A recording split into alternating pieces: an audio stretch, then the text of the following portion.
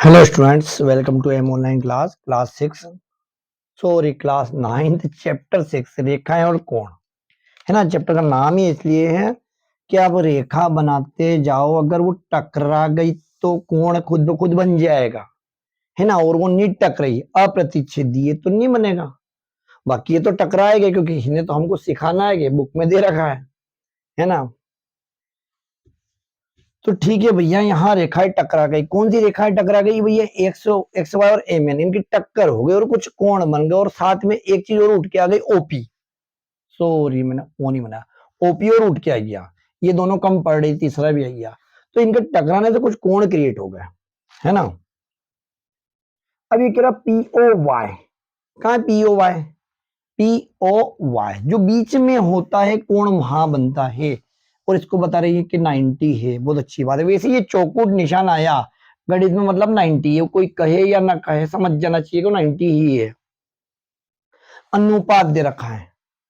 अनुपात जब भी दे रखा हो, भले 2 में दे रखा हो, कभी 3 में दे रखा, आपको 2 के साथ एक्स, 3 के साथ एक्स, या एक्स पसंद नहीं हो तो के भी ले सकते हो, और भी एबीसीडी आप ले सकते हो। जैसे कि आपने याद हो तो वो छोटी क्लास में आता त्रिभुज के तीनों कोणों का अनुपात 2:3:4 है।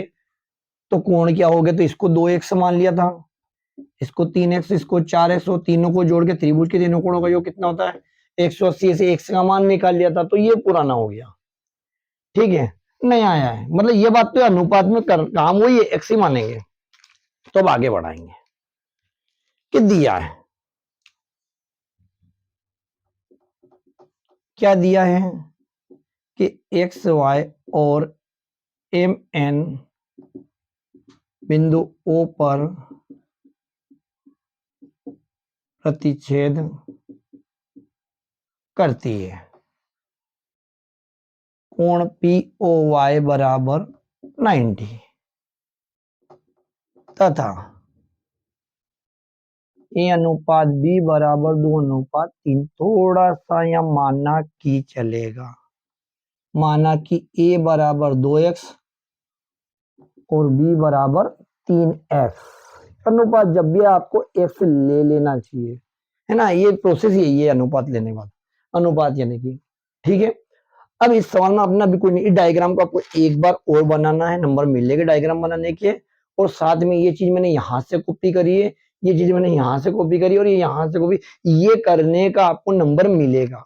और खास करके जो कमजोर बच्चे, वो इतना अटेम्प्ट करके आए तो कभी कभी वो फेल होते होते पास हो जाते हैं, जबकि इसमें कोई मेहनत नहीं है। बड़ा क्वेश्चन अटेम्प्ट करना बहुत बड़ी बात है। अटेम्प्ट करना, और अटेम्प्ट सही दिशा में। ऐसा नहीं हो कि यहाँ लिख दो आपके सम्राट अशोक तो एक राजा था ने, ये वगैरह वगैरह। आपको इसी कंटेंट यानी इसी से संबंधित इस प्रश्न में से ही लिखना है। ठीक है, कुछ भी लिखने का मतलब ये नहीं कि कुछ भी। है ना। अब आगे बढ़ाएंगे। अब क्या करना है हमें? इतना तो हमने प्रश्न में से चोरी कर लिया और उसी का नंबर ले लिए।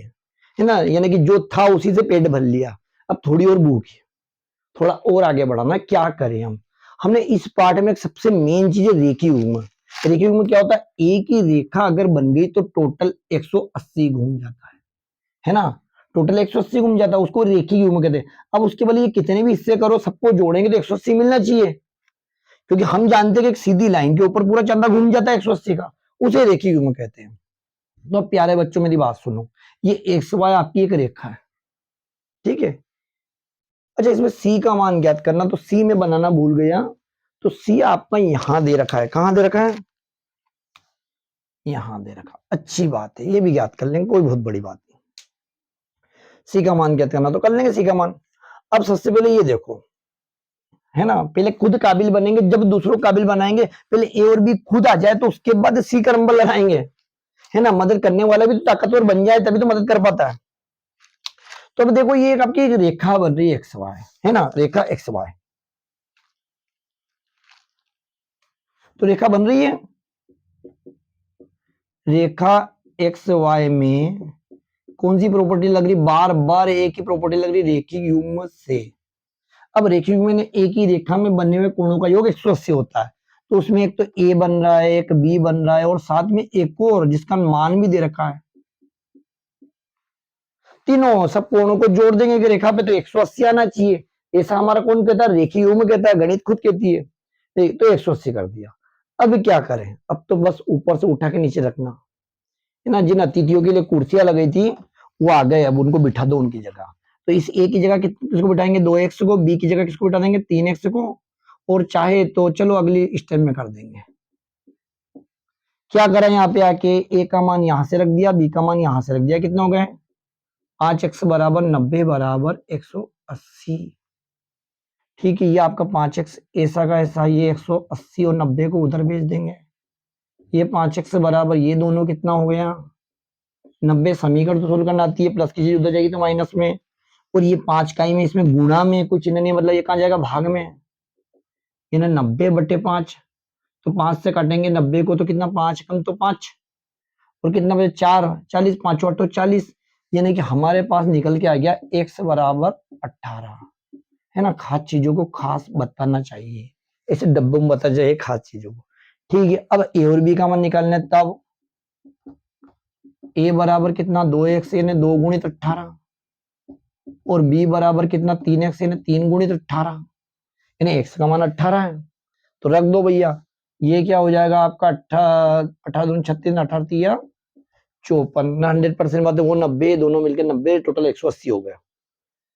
अब भी हम टारगेट से दूर है, हमें सी का मान ज्ञात करना। अब सी तक कैसे पहुंचे, 100% बात है, दो रेखा थी, दो का उपयोग हो गया।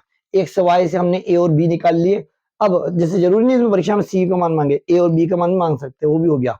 अब सी का मांग रहे तो देखो आप, ये एक लाइन और मदद कर रही है हमारी, ए मैन, ये आगे मदद करने के लिए, हमने धीरे से बाद में देखी, उस तरफ नहीं इस तरफ मदद करी। इन दोनों का जोड़ भी तो 180 होना चाहिए।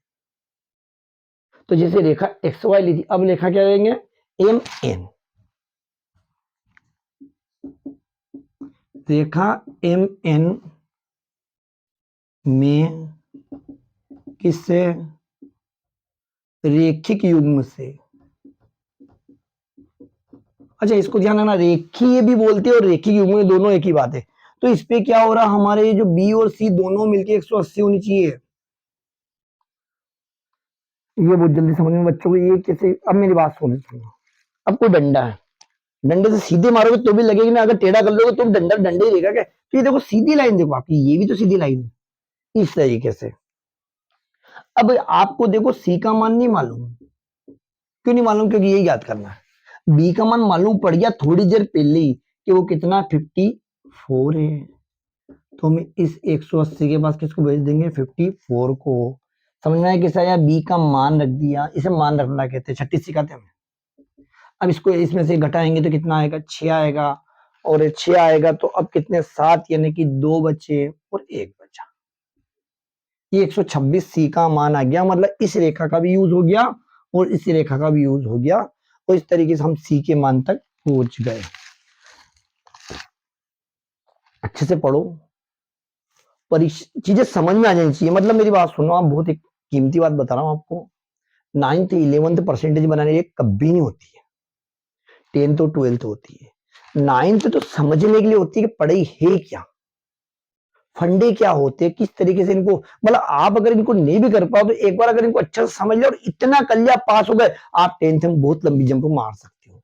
अगर आपने गहराई से समझा है, सिर्फ रट्टा नहीं है, रटने वालों का सफर लंबा नहीं होता है ना। वो नकली पेट्रोल रहता है गाड़ी, उससे ज्यादा आगे नहीं चलेगी, थोड़ा बहुत चल जाएगी, ओरिजिनल पेट्रोल, है ना। तो अच्छी चीजें समझना, गहराई समझना, अच्छे से आप इनको एब्जॉर्ब करना, है ना। जैसे पानी पीते हो ना, अंदर जाता है, एक्सेप्ट करते हैं। अगर पानी गलत आ जाएगा तो डाइजेशन खराब हो जाएगा, उल्टी हो जाएगी, वापस बाहर निकल जाएगा। तो ऐसा नहीं, हमको अच्छी चीजें एब्जॉर्ब करना। ठीक है, समझ में आया बेटा, समझ में आया तो इसको अच्छे से प्रैक्टिस में लाना, जितनी ज्यादा प्रैक्टिस में आएगा उतना अच्छा रहेगा। तो बहुत सरल क्वेश्चन था, प्रैक्टिस तो मांगेगा, देखो मैथमेटिक्स में प्रैक्टिस मांगते हैं ना। तो वीडियो पसंद, like share and subscribe, thank you, okay.